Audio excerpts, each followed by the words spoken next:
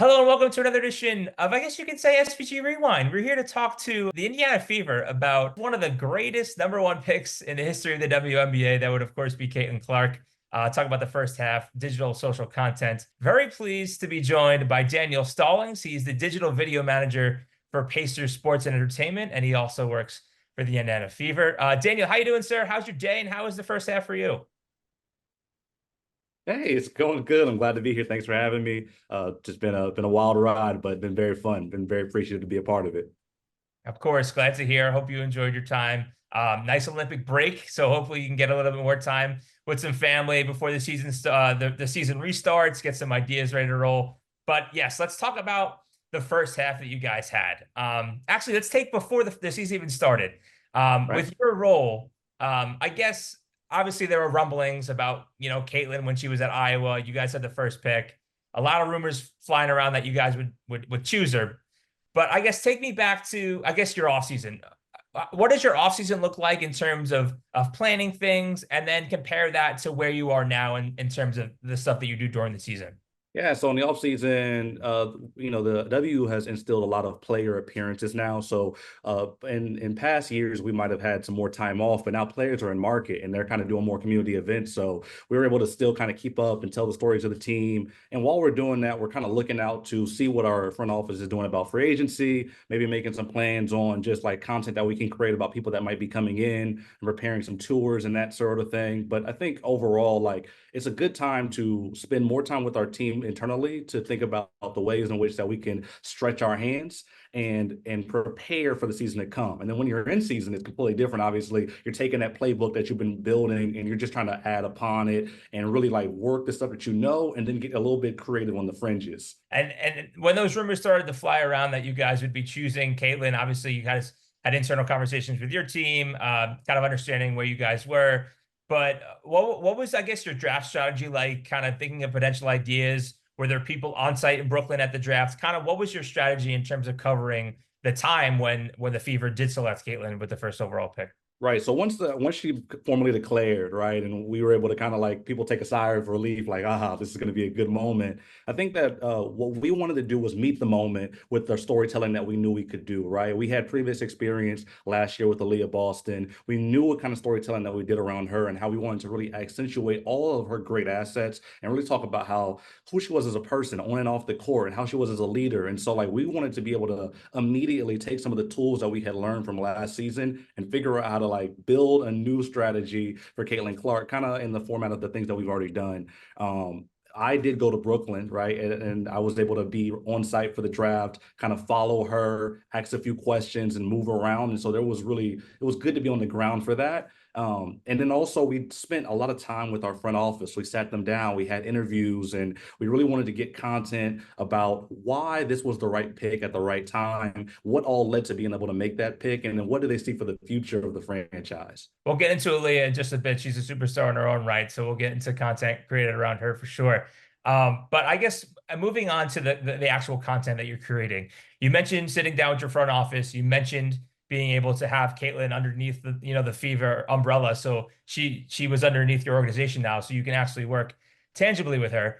I guess can you discuss the examples of content being created around her, as well as some of the stuff that you're creating during the first half? Yeah, so the first thing that we really wanted to do was tell the draft story, right? And we felt like it was important that the first thing that you see in our Fever All Access episode 2 is her entering frame, sitting down and saying, I'm Caitlin Clark and I'm with the Indiana Fever, because it shows a new chapter, a new moment. And so when it comes to the content that we've wanted to really create with her, it's really been like I kind of talked about a little bit before, like it's really organic in the sense of we want to tell the best story that we possibly can by having the most access, building the most trust. And so we've done a lot of long forms content, the all accesses, the recaps, the media day type things, where we're really trying to dig deep and get all this perspective from different people who are doing interviews. But I think what's been surprising is about how fast we've had to be about just moments are happening all the time, because everywhere you go with Caitlin Clark, it's a home and home. There's no home and away anymore, right? And so there's always going to be a moment where a fan might reach out, or it might be the first time that somebody got to see her,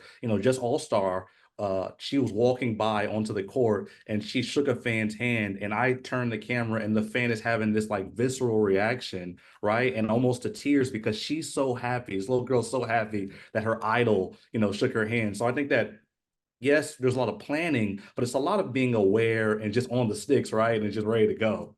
Sure. Yeah, you can't really get lost in the moment, right? You have a job to do. Obviously, you're working with Caitlin, so you kind of have a working relationship with her, right? But it's also you have to make sure you get the shot, right? At the end of the day, whether it's in game, whether it's kind of just walking around, there's always, like you said, moments. So it's Right. making sure that you're there. Um, Right. but for you, Daniel, I guess maybe it's different because you're now working with college athletes that are leaving college who are aware of, NIL opportunities when they were, for example, Caitlin was with Iowa. So they already have a social media presence. How has that been like, I guess, I wouldn't say shepherding her transition to the WNBA when it came to the social side, but what's that relationship been like? She's been a professional, right? So when she came in, she already knew how to handle the camera, the spotlight, the expectation. I think that for us, and we were just showing that we were also prepared for that moment too, right? She was prepared to be who she was on the court, and we're prepared to do what we do from a content standpoint. And I think in the very beginning, we just kind of illustrated these are the type of things that we like to do. And when you can see the product from that, that kind of builds the trust over and over again. So every day you're kind of building reps and trust together. And then it's almost like she's looking for you in a sea of cameras. She knows who works for the team, and me, myself, and others. Like there's just a fluidity with that where it comes to like we're kind of have this seamless relationship. So no, I think that she obviously is easy and knows the process, but also like us just building that trust made it simpler for her too. And it's not just Caitlin, even it's not just Aaliyah. You guys are building something in Indiana for the future to contend for titles, to improve as a franchise. So it's also telling the stories of the team as a whole. So I guess a two-part question. How has it been like, I guess, feeding off the back-to-back number ones with Caitlin and Aaliyah, but also integrating them into the entire team of the story? You're obviously talking about moments, talking about, visceral reactions to meeting people, but when it comes to the Indiana Fever as an entity, how has that been like, I guess, balancing those two things? I think that what has been great for me has been that I was able to come in 2 seasons ago where we Right. drafted Alyssa Smith, right? And so I was able to kind of be a part of the team, and Lynn, our general manager, had just started, and I was able to be a part of her initial vision. And for there, I was able to tell stories about Melissa and Lexi Hull and really think about the foundations that, Aaliyah was even coming into. And so that made it easy to understand the team context and build trust there. But then telling Aaliyah's story was it was beyond what we had experienced at the time, right? It was like she had just, she won. She was this big, she had this big sensation. If anybody knows about the Gamecock fans, that they are like, they go hard for the people that come from their university. And so, we were in a whole different world. And I think that really prepared us for Caitlin Clark as well. So I'm able to kind of see it from just a historical standpoint and be able to really have already a relationship with the rest of the team. And it doesn't hurt that it's a young team, a budding team, a talented team, right? And I'm able to tell the stories around because they're real stories. There's no Sure. forcing in that. When you're saying that, look at what Alyssa Smith can do on a basketball court, a double-double machine, or look at how tough Lexi Hull is as a defender. There's, in the game of basketball and a team sport, there's so many stories that are already readily available to you. Obviously, you have this, this spotlight in Caitlin Clark, but it almost just makes it easier for other people to kind of get more love and attention for what they do on the court too, and the camaraderie that that creates. I guess the saying of rising tides raises all ships, right? If everyone's coming in to see Caitlin and Aaliyah, it gives you an avenue to tell the Lexi Hull story or what have you, right? It's just it's an entire roster. So there's Right. personalities there. And there's a player, there's a personal side to the player as well. So I think that's an interesting thing that you're doing.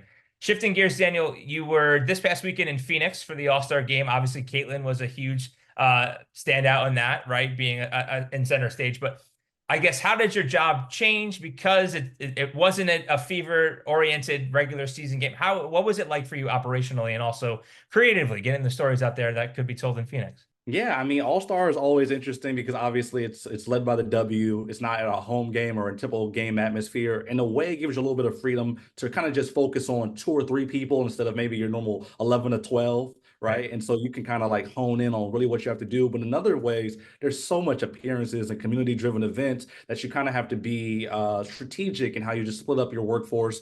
Me and Carly, or she works on our social media team. We went out there, and we were able to just kind of split the difference a little bit. And I kind of jumped with Caitlin a couple times. She was with Aaliyah, and we swapped and just try to meet them all around Phoenix as they're doing these events, from panels to autograph signings, brand engagements, or what have you. I think it was, I think it's something that is hard to explain, is just the magnitude of what uh, Caitlin, Aaliyah, and Kelsey mean to the fans. And having that access, even for a brief moment, for fans to be able to come see them, witness them, and really speak to them, and the joy that that brings. I just saw so much tears and joy, hugging, laughter, moments between mothers and daughters, dads and daughters, sons. It was just so it was touching, really, to see that, because All-Star is one of those rare occasions you get to see players, really fully have the time. We're coming into game days where it's like, oh, we're in the city for,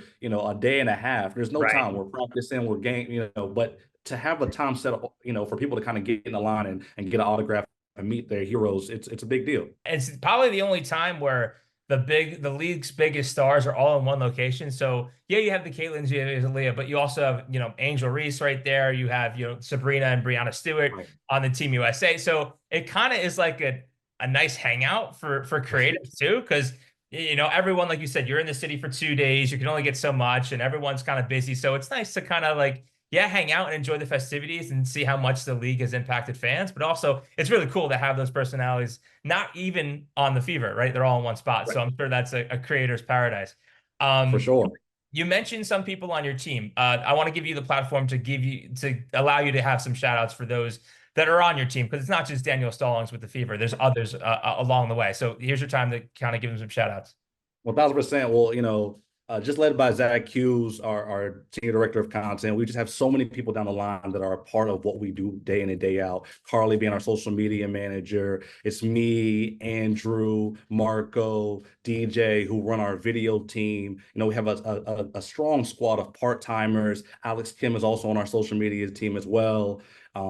And Missy. And so I just think that it takes a village. You know how this works. It Sure. just takes a village of people to make something like this go. And everybody has to play an integral part. And sometimes it's just about the feedback loop that makes something better, right? Everybody being a part of that and trying to curate stuff that's going to be worthy of the audience. And so, yeah, I mean, we have a tremendous team. I couldn't name everybody that plays a part, but from partnerships down to marketing, we just have so many people that are invested and that have been invested for many years before Caitlin, but now so able to like see the payoff of what she's done for the brand and what the team looks like on our way to this playoff run.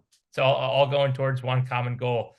Since we are a sports video group, we are interested on the tech side. We won't got to get too heavy in the weeds here, Daniel, but can you give me a quick glimpse about on what equipment you and your team are using? So whether that's, cameras, lenses, editing software, what kind of helps you get the job done? Yeah, we're an Adobe house, and we are a Sony house as well. So on the road, I'm always with an A1. I'm running around because we just have to be in a hybrid situation, ready for pictures, ready for photos, and ready for video and film as well. And so the A1 does that so good for us. 70 to 200 to 24 to 70 is normally what we're going with. But when it comes to production, we're probably in the back of the house using our FX6 or FX9, right? Sitting people down, a lot of big aperture lights as well that help us do our job. Nothing too out of the ordinary, what people are typically using, but Sony's always been good for us, and the autofocus is amazing from a tech standpoint. Daniel, I'll let you go after this one, but don't need to let any cats out of bags, right? But after the Olympic break, like we mentioned, the second half of the season is raging on. I guess you don't got to mention, I guess, content, but what should fans either of the Fever or the WNBA at large, at least from your social outlets, what can they expect in terms of telling more stories or just, upping the ante, even heading into the next season? I think right now we're focused on following what the team wants, and the team wants the playoffs, right? And Sure. so we haven't seen the playoffs in quite a number of years. And we want to be able to tell what it takes to make the playoffs, why is it so important, and why fans should be invested in that. And so I think you'll see a lot of long-term or long-form storytelling in that nature about just like what it takes behind the scenes, and then maybe what is going into each game, because every game matters as we try to raise up and rise above in those standings. I think as far as award season comes around too, we'll be pushing for our candidates and pushing for our team, people that we know have done well and that probably deserve awards. We want to be able to create content around that shows you why and why the stats matter in those regards as well. Well, Daniel, awesome. I really appreciate you taking the time. Number one. Two, I'm a huge fan of what you guys do, especially with the arrival of Caitlin and adding the cast of Aaliyah Boston. But just want to congratulate you on the great work in the first half. Good luck in the second half, and hope to meet you in person soon. Really appreciate you taking the time, Daniel. Thanks so much. I appreciate you for having me.